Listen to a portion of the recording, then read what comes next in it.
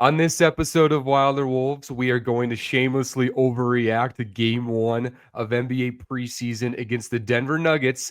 Further evidence that the Timberwolves own the Denver Nuggets. And we're just going to give our biggest takeaways about what's going to carry over to the season, possibly, or long term at least. And we're also going to close out the show by reacting to some of your guys' takes and overreactions to Game 1 of NBA preseason. It's going to be a fun episode, so let's get it started. Welcome to Wilder Wolves, Hall of Fame mode fandom. My name is Wilder Adams, and today is a milestone episode for this podcast because this is technically the first ever game reaction episode in the existence of this podcast. Many more to go, and it's super exciting because we get to react to, a trend that we've seen for the past couple years. Further evidence that the Minnesota Timberwolves own the Denver Nuggets. If you count last postseason, last preseason, last regular season, and then also Summer League and this preseason, the Minnesota Timberwolves have defeated the Denver Nuggets 10 straight times. The Nuggets haven't defeated the Minnesota Timberwolves since the Biden administration. So people call this a rivalry, but I don't know. Kind of like what Joel Embiid said in the past, like, kind of keep kicking their behind. And I mean, of course, preseason game 1, we can't come up with too many conclusions because it's preseason and Ant and Randle are out. By the way, Ant and Randle were out, and the Denver Nuggets, new juggernaut, like elite championship favorite team, went full throttle. Everybody played, and Minnesota had the game the whole time. Like Denver didn't have really any chance early. Minnesota carried this game. They led it, and they didn't slow down at all, even when Denver had their offensive flurries that you can always expect. Minnesota won the game, and it's preseason, so the game doesn't matter. The wins technically don't matter. It only matters for my narrative against the Denver Nuggets. But today's episode is all about just let's overreact. Let's have some fun because we can sit back and say, well, it's preseason. We can't come away with too much. That's not fun. This is all about fun. This is a fun podcast. So we are going to overreact shamelessly. I'll lead with that. Yes, it's going to be incredibly biased. That's fine. That's just the nature of the show. So if people have an issue with that, you don't have to listen to the show. But I think we all like that stuff. So today we are going to come away with takes. And these aren't just takes that are intended to be biased. I mean, these are genuine takeaways from this game. And yeah, are they going to all come to fruition? We'll see. But I think that we have some interesting takeaways that we can take from this game, especially with the position this team was in without Randle, without Anthony Edwards, against a fully loaded, technically fully loaded Denver Nuggets team. We can come away with a lot of stuff. So today I'm just going to give my takeaways throughout the game. And let's start with takeaways from game 1 of preseason. I mean, the starters today, or it's Monday, it was Saturday. The starters on Saturday night were fantastic. They walked in, they gave Denver trouble right away. I mean, multiple starters had like double-digit plus minuses in the first quarter against Denver. Minnesota had a pretty commanded lead early, and we saw a lot of good things there. I mean, we saw Rob Dillingham start, and, I think Rob Dillingham is a work in progress in a lot of ways. I thought he playmaked incredibly well early on and throughout the game. He had 9 assists in that game. And, I thought Dillingham had some good moments. I thought the playmaking was pretty good. He had that flurry scoring late in the first half, only 7 points. But, I think that with the Rob Dillingham thing, just to lead with that, it's going to still take a lot of time. I'm not that mad that he's not the starter for sure, because when Conley comes back, Dillingham's going to be on the bench. Like, he's still figuring out the balance of powers of how to be a truly great playmaker, which is figuring out the balance between being a scorer, being a playmaker. And I think his passing was really good. And I thought there were some moments in the game where, sometimes you could tell in his mind he's looking to pass or he's looking to score. And as a point guard, you want more decisiveness long term. And that's a skill that you learn over time, right? Because he's a natural scorer who is learning how to be a playmaker. And we saw the playmaking. He's gifted. I mean, he has the gifts as a playmaker and a scorer. when he wants 9 assists, he can get 9 assists. And he had a lot of really good passes throughout the game. I thought he moved the ball well. If anything, I thought he was too intentional as a playmaker, because there was like a time in the second half where he was driving to the rim and he had a layup right there. But you could tell in his mind, he was thinking, like, I got to pass. So then he tried to skip it over outside, wherever it was going. It hit the net and led to a turnover. So there's still moments where Dillingham is figuring those things out, and the defense is going to be the defense. He's not getting much bigger, and that's okay. But I do think that the playmaking was really good. And throughout the preseason, I want to see him kind of figure out letting the game come to him. You can still tell he is thinking the game. And you don't want to think the game as a point guard. You want to feel it, and that's going to take time with him. So I think it's going to be very interesting to see throughout the preseason if he builds up as a scorer. And while he builds up as a scorer, if he does that, does the playmaking still remain there, or does the playmaking drop? Because we just need to see the balancing of powers with Rob Dillingham as a playmaker, as a scorer, because that's what a true, lead guard does in the NBA. They could score, they can pass, and they can read the defense and decide whether it's a favorable matchup to beat them as a scorer, while also having kind of another sense of the other players around. Like, is it best for the offense if I pass it here? Is it best for the offense if I score it here? And Dillingham's still figuring that out. But I think there was a lot of good with Dillingham's first game. Still things that we know he has to work on that showcased both defensively and as an overall playmaker. But I think it was positive. And I think, speaking of positive, really positive, let's talk about Jaden McDaniels, because I've talked about throughout the offseason, I think this is the year we are going to know whether Jaden can actually be like a legitimate complementary star to Anthony Edwards, or if he's just a really good role player, really good starter. And I think there's reasons to believe both. But as somebody who is on the Jaden McDaniels is going to be a potential star side of the spectrum, I think we had a lot of reasons to be excited. Like, he had 9 first quarter points, shot 3 for 4. And it wasn't just that he was scoring, it was how he was scoring, right? Like, Jaden, we know what he could be within 18 feet, right? We know that. He's a good ball handler. He can get to the rim. When he's decisive, he's maybe the most gifted transition player on the entire team. He and Tanner Shannon. So we know what Jaden McDaniels has. But I thought the really interesting parts of the game were, it first started with the high pick and roll from Rudy Gobert. It was near the logo, and Jaden took that, and he didn't hesitate. He just took a pull-up 3 once he realized he had the space, and then nailed it.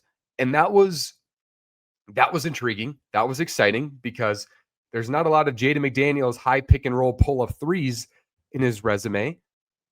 But then right after that, he took an ISO, and it was like of course, I wish the handle was a little tighter in this moment, but he had a little crossover, and then he nailed a step back 3, I believe guarded by Cam Johnson. And it wasn't an easy shot. Like, it was, like one of those shots you want like a Paul George to take, or one of those hybrid star level two-way wings. That was a star level jump shot that he made. And I think with Jaden, I think a part of what has made him struggle as a shooter, there's always a slight hesitation when he shoots. And I never think he's consistently in rhythm, but those shots were in rhythm. And it's going to be like, I'm not making this proclamation that Jaden McDaniels is now going to have high pick and roll, pull up 3s and step back 3s in the regular season. Like, the Denver Nuggets broadcast was saying, like, that shot's not going to win you games. And first of all, side tangent, like, Denver, we've beaten you 10 straight times. Okay. Don't tell us about how to win games. You figure that out. But Jaden's 3s were intriguing. And if Jaden could be a consistent shooter, we've talked about this, like, that just opens up so many dimensions for this offense, and honestly taps into another level of him as a player. Like, ESPN had him as like the 77th best player in the league, 75th. He could be like 45 at the end of the year if he's a consistent shooter. And that's not even including some of the signs we saw him as a shot maker in the pick and roll, in isolation. I think those are great signs that we are watching from Jaden McDaniels, and something we'll navigate throughout the preseason and beyond. And then Naz Reid, of course, he was just nailing threes. He looked good. Dante, the playmaking, he had 6 assists in 12 minutes.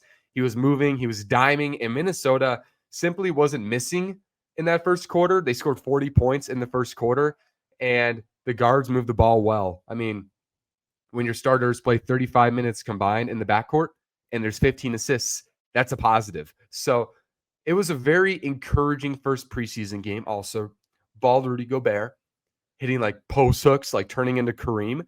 There's some theories that, maybe the hair was the problem with the touch. And I'm not saying that's true, but I'm also saying there's no evidence to prove otherwise. So that was exciting. And yeah, I think there's just a lot of good with the starters. And I think it led with Jaden, but then Dillingham, the playmaking, Dante, effective. And I mean, it was great all around. That's why Minnesota won the first quarter 40-28. Now let's talk about the rookies from this first preseason game, because both Minnesota rookie bigs, Rocco Zikarsky and Joan Beringer, both showed a lot of good signs for where they're at this point in time, especially Beringer, because I'm not going to lie to you guys. I am so incredibly excited about the long-term trajectory of Joan Beringer. I think his potential is through the roof, and I think his floor is also really high, because yet he's raw, but he's instinctually there. Like, he's got good instincts despite being raw. And Chris Finch has talked about that being the case, and the athleticism, the tools, his intense personality. I can go on and on about Joan Beringer, and he showcased all of that in this preseason game. He had 14 points, 4 rebounds, a block. I mean, when I tell you this guy is an athlete, he's an athlete. He was a lob threat all over the court. And I think against Denver, offensively, that's a good matchup for him, because between Jokic and Jonas Valanciunas, it's a 48-minute slugfest, and they can't run.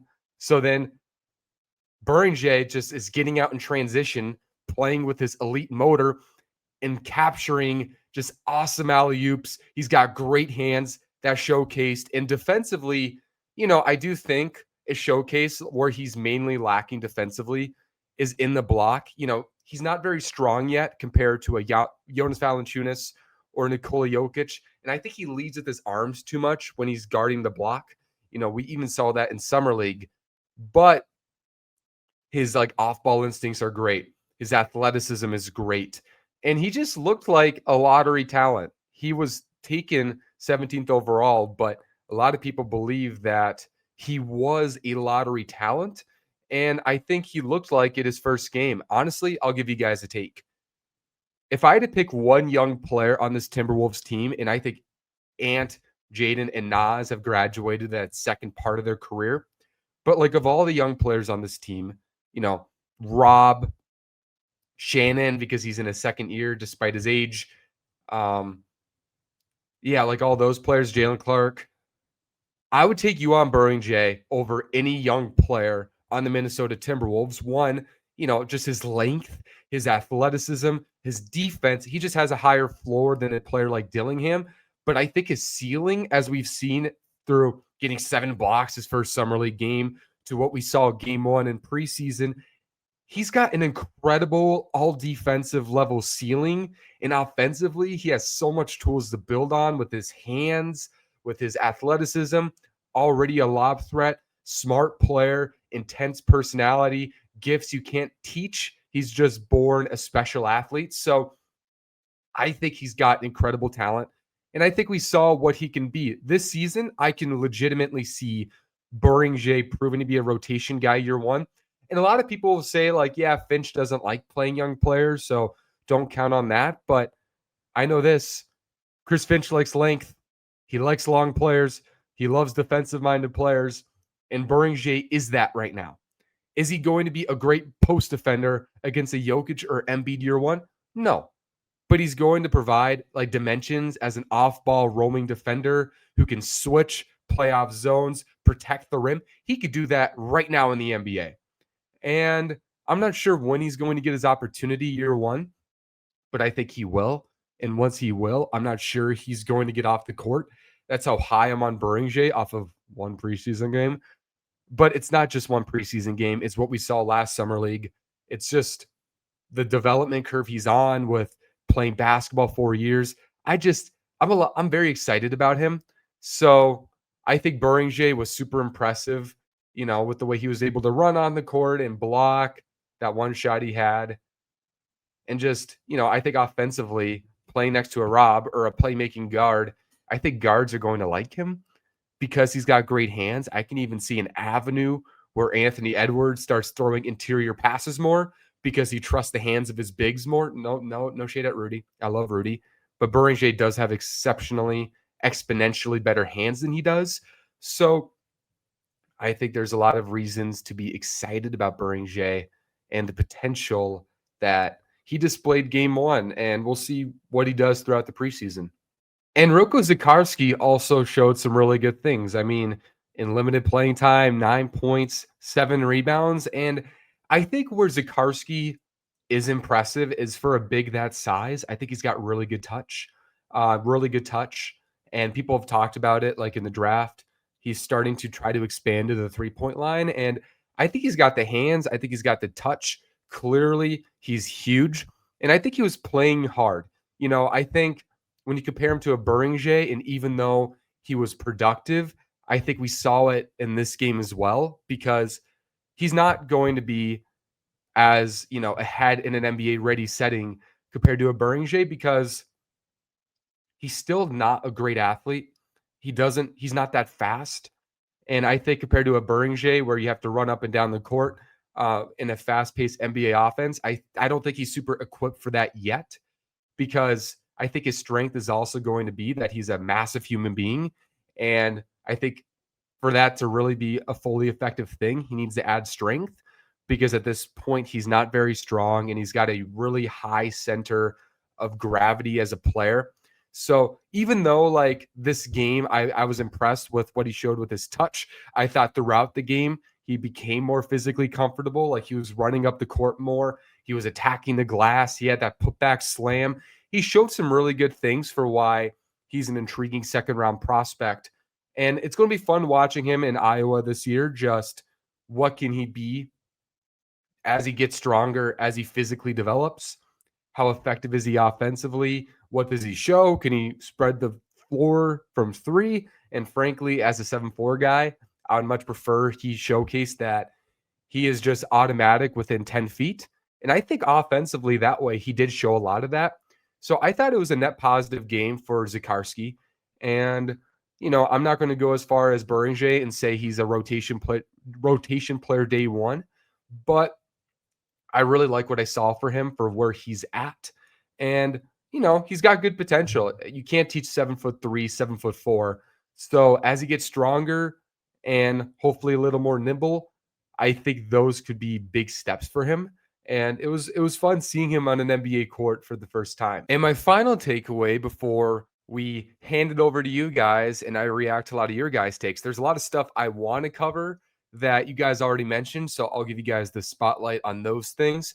But the last thing I want to cover before we transition to that, it's not even about Minnesota necessarily. It's purely about playing Denver this year. Denver is going to be freaking annoying to play. Now that it's Jokic and Valanciunas for 48 minutes a game pretty much, it's going to be an absolute slugfest. Those players, Valanciunas is like this with Jokic. Big, strong, but also kind of dirty, kind of like he's going to throw an elbow at you. The game's going to be slow, and they have 48 minutes of high-level offense that I think it's going to be annoying. Now, could Minnesota win 4 straight games against Denver in the regular season? Yeah, they could. That'd be hard to bet on, though. Objectively speaking, I think it's going to be hard to beat Denver 4 straight times this year with that physicality they bring. And even though Minnesota dominated Denver today or Saturday, I keep saying today when it's a Monday, even though Minnesota dominated Denver on Saturday, I do think that the way Denver plays is going to be exhausting in the regular season. They're going to be more physical this year. I think they're deeper. I think they're tougher. I think this is just a better Denver Nuggets team. And it's why, if I had to rank Denver, I think they're at least the top 2 team in the West this year.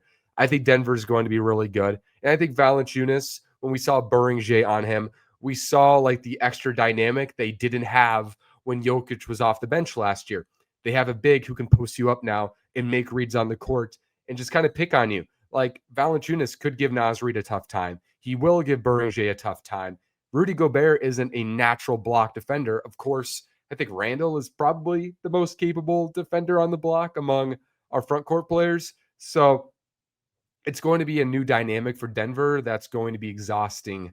And I think it's a really good Denver team. And I think just it's gonna be a more physical team. And playing Jokic all those years, it's already physical, and there's a lot of flopping on that team, and there's a lot of whining. And Valanciunas, it's only going to go up exponentially from here. So that's my last Denver Nuggets takeaway. And now I'm going to hand it over to you guys. So on Saturday, I tweeted, "What is your biggest overreaction from T-Wolves preseason game one?" And I got 14 responses. So we got a ton of people who covered it right away. And I want to start with Bones Hyland because I did want to talk about Bones Hyland. And there are multiple takes in regard to Bones Hyland. Like Jason M. Good tweeted, Bones is the number 2 point guard. And Ashley NAL9313 also said Bones Hyland is the heir apparent to Mike Conley. And I'm not going to go that far. I don't fully agree. But I do think that Bones Hyland did showcase a lot of what he can be as a scorer. Like if we're talking if you just wanted Rob Dillingham to be a scorer and Bones Hyland just to be a scorer, it's very possible Bones Hyland will just be a better scorer, pure scorer than Rob Dillingham at this stage. But unfortunately for Bones, there is a reason also why he is fighting to be on an NBA team. And it's because they're trying to figure out how he could be a point guard while being this thin because he's a natural scorer, not a pure point guard. So I think that's why I would say Rob Dillingham is going to still be the point guard too, because I think Rob's playmaking and them trying to mold him as a true point guard is going to put him ahead of a Bones Hyland. But I do think Bones Hyland showcased he is a bucket and he is somebody who is far ahead of being a third string player. Like having a Bones Hyland when a Mike Conley can't play or a Rob Dillingham can't play or a breaking glass, you need a Charlotte Hornets game on a Tuesday night. Bones Hyland is going to produce in those moments. He's a luxury to have in that third unit because he's not going to get in the way of those two ahead very much, I don't think, but he's also going to get opportunity. And I think he's a pretty reliable player for what he is as a third string guard. So I really like Bones Hyland. I think he was really impressive. And the next take is from LJJM __. Terrence Shannon is the second best passer on the Minnesota Timberwolves. I mean, we'll just say this about Terrence Shannon Jr. He had 9 assists his first summer league game. He walks in today, showcases very good instincts as a cutter, as a playmaker. And I think this is why I was very intrigued by the idea of starting Terrence Shannon Jr. next to Anthony Edwards this year, because not only does he add another dimension of size and rim attacking, which I think we just need in our rotation more, but he also has those instinctual connective abilities. And we saw him with his 4 assists. We saw him feed the bigs. We saw him move the ball. Terrence Shannon Jr. can really play make for his position.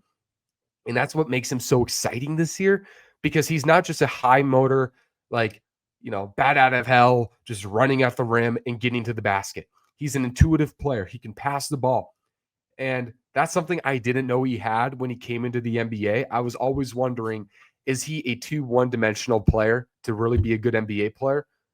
But he's showcasing he's got layers to his game as a passer. I think his floor spacing, even though he didn't shoot well this game, 2 for 9, he does have the shooting, I think, enough to space the floor occasionally while being a connective rim attacker. I think Terrence Shannon Jr. is going to have a fun year. And I think among all the young players this year, I expect him to have the best year. So I don't think he's a better passer than Randle or Conley or Dillingham, but I do think the passing's real. I think it's really valuable for his archetype. So yeah, I think he's going to be good. And then Tim Matfield goes, we still own Denver. Yes, we haven't lost to them since the Biden administration. So I think that's all we need to say about that. And then, Josh Van KLOMP, he tweets, 60 wins is in play. 60 wins. That would be crazy.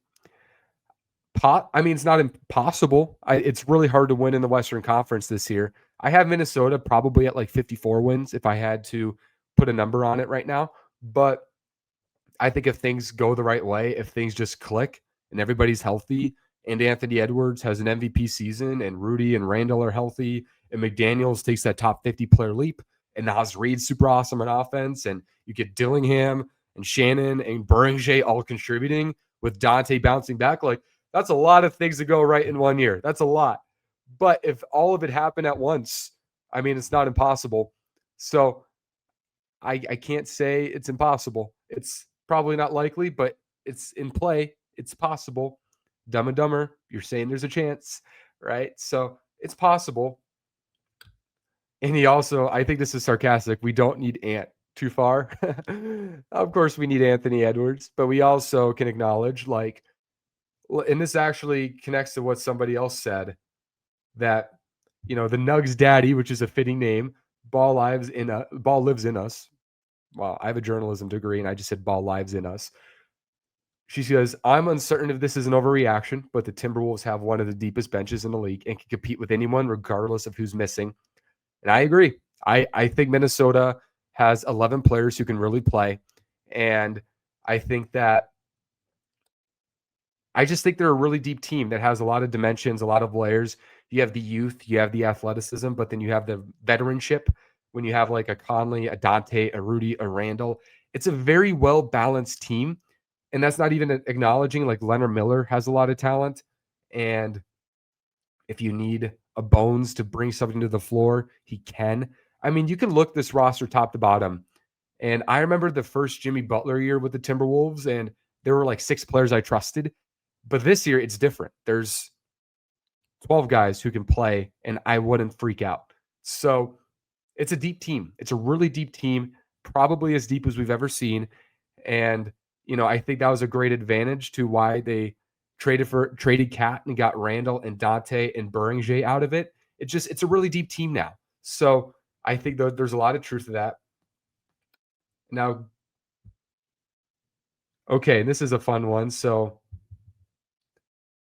Xanthi Wolf. I am very prepared to be wrong. By the end of the season, fans will experience a 20% reduction in anxiety when Rudy receives the ball within 8 feet of the basket.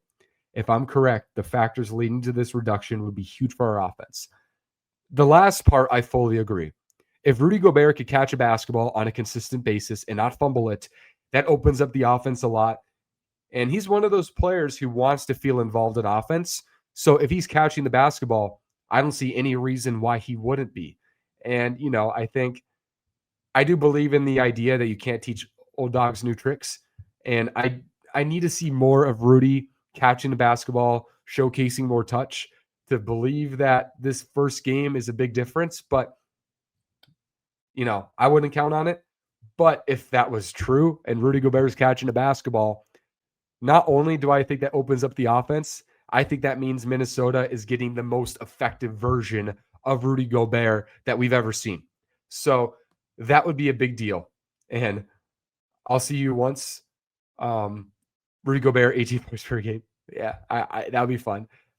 If he could catch a ball, I think he would have a better case to have the ball enough to get up there. I think if Rudy gets a really efficient 13 a game this year and is at the DPOY level, cool. And Toto Jones goes Johnny Juzang over Leonard Miller. And, now we're going really deep in the weeds on this team. But Johnny Juzang, 16 points, 6 for 13. We saw him in college, how aggressive he was as a scorer.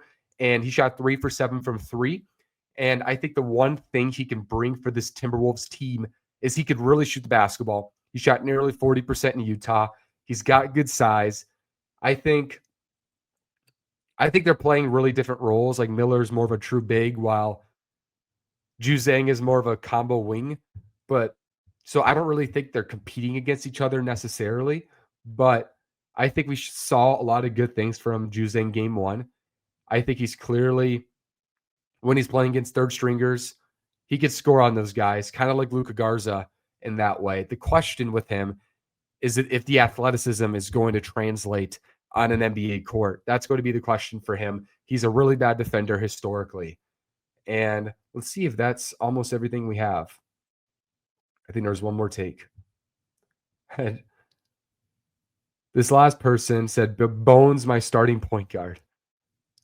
I think Bones, and I think that's fun. That's a more playful response, but Bones was fantastic. Like I said, 18 points that first game. He's going to get opportunity. He's going to get opportunity if and when somebody gets hurt. And if he can provide buckets off the bench, or if Rob Dillingham, unfortunately, doesn't develop at the rate we hope, I think he's going to have an opportunity. It's about what he does with it. And he has a great relationship with Tim Connolly. He has a great relationship with this team. And he's at this point of his career where if he's not getting opportunity, he might not be in the NBA in 2 years. So I think the fact that he's with the Timberwolves showcases a lot of trust that he thinks he could get that opportunity. So it's a matter of if and when that comes. That does it for Wilder Wolves. This is going to be super exciting to do throughout the season, reacting to games and trends we see throughout the regular season. I'll be back multiple times this week, so stay tuned. We had a guest today who couldn't come in, but we'll get that guest in the near future and have a ton of amazing guests. It's an honor to have you guys listen to the show. If you haven't subscribed, I would so sincerely appreciate that you do. This is going to be a super fun season, and I'm super excited to get moving forward. This is Wilder Wolves Hall of Fame Mode Fandom.